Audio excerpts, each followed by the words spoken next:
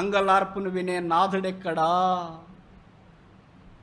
ప్రతి వారు దొరికిన లైఫ్ జాకెట్ వేసుకున్నారు, అలాగ లైఫ్ బోట్ పక్కనుంటే లైఫ్ బోట్లోకి దిగారు, కూర్చుంటున్నారు. లైఫ్ బోట్ అలా కదిలిపోతున్నాయి. కొంతమంది కేకలేస్తున్నారు. జాన్ హార్పర్ లేచాడు. జాన్ హార్పర్ ఏం చేశాడో తెలుసునా? నా లైఫ్ బోట్ ఎక్కడా, నా లైఫ్ జాకెట్ ఎక్కడా అని కేకలేయట్లేదు, సేవ్ మీ అని కేకలేయట్లేదు.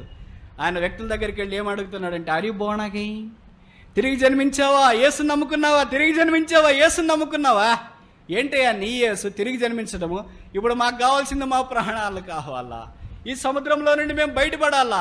ఇప్పుడు మాకు యేసు ప్రభు అవసరం లేదు. జాన్ హార్పర్ చెప్తున్నాడు, ఇప్పుడే అనుకూలమైన సమయం, ఇదే రక్షణ దినం, యేసునందు విశ్వాసం ఉంచు. ఆయన మాటలు ఎవరు పట్టించుకోలేదు. లైఫ్ జాకెట్లు వేసుకుంటున్నారు, లైఫ్ బోట్లో దిగుతున్నారు, అక్కడి నుండి వెళ్ళిపోతున్నారు.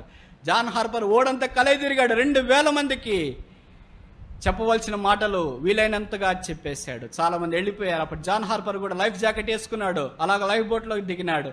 ఆ లైఫ్ బోట్, ఆ టైటానిక్ ఓడ బద్దలైన ఓడ ముక్కల్లో నుండి బయలుదేరి వెళ్ళిపోతుండగా ఆ బద్దలైన ఓడ ముక్కల్లో నుండి పైకి ఒక యవనస్తుడు వచ్చాడు, అరుస్తున్నాడు, హెల్ప్ మీ, సహాయం చేయండి.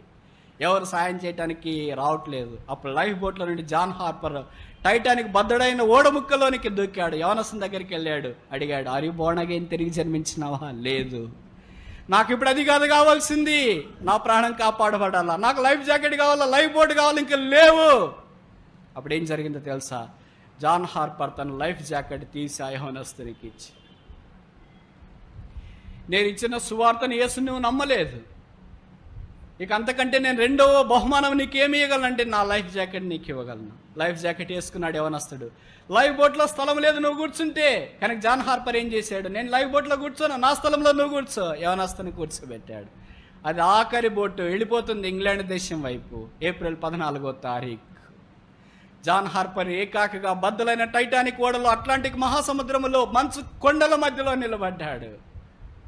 దైవమా, ఇది ఏమి శ్రమ! ఎక్కడ ఇంగ్లాండ్, ఎక్కడ అమెరికా? అమెరికా దేశంలో సువార్త ప్రకటించడానికి వెళ్ళవలసిన ఉరుకులెత్తే కుర్రవాడు ఇక్కడ ఆగిపోయాడే. నా లైఫ్ బోట్లో ప్రయాణం చేస్తున్న ప్రజలకు ఇంకొకసారి సువార్త చెప్తామని టైటానిక్ బద్దలైపోయిన ఓడ ముక్కలో నుండి ఒక్కసారిగా చల్లని అట్లాంటిక్ మహాసముద్రంలోకి దూకాడు. ఈదుతూ ఉన్నాడు, అలాగే కేకలేస్తున్నాడు, యేసు ప్రభువుని నమ్మండి, పాపాలు క్షమించబడతాయి, జీవితం మార్చబడుతుంది. ఎంత పిచ్చి! ప్రాణాలు పోతున్నాయ్యా. నీకు లైఫ్ జాకెట్ లేదు, లైఫ్ బోట్లో స్థలము లేదు, నిన్ను ఎవరు తీసుకెళ్తారే? ఇంకా నువ్వు కేకలేస్తున్నావు, యేసును విడవవా? మంచు ఎముకల కొరికే మంచుగడ్డలు ఆ సముద్రాన్ని ముంచివేసిన కాణం